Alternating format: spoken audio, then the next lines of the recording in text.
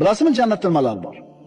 Nimalar yo'q? Kasallik yo'q, kiyimlarda chirib ketishi yo'q, o'lim yo'q, qarilik yo'q, abadiy yoshlik, ichi tashi ichidan ko'rinib turadigan xonalar, ko'z ko'rmagan, quloq eshitmagan ne'matlar, ovozi musiqa bo'lgan ohu ko'z hurlar.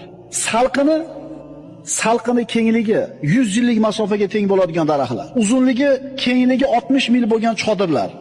Tinimsiz oqib turadigan daryolar, sutli daryolar, asalli daryolar, may sharobli daryolar, baland qasrlar, mevalar yaqin bog'lar, ko'tarilgan so'rilar, tizib qo'yilgan qadahlar, terib qo'yilgan yostiqlar, to'shab qo'yilgan gilomlar, xursandchiligi mukammal bo'lgan joy, shodligi ulkan bo'lgan maskan, xushbo'y hidlari 500 yillik masofadan kelib turadigan joy, vasfi ulug', Allohning diydori ko'riladigan joy jannat. Jannatga kiramanmi, kirmayman, birodar? Shafoat bor. Payg'ambar sollallohu alayhi vasallamning shafaatlari bor.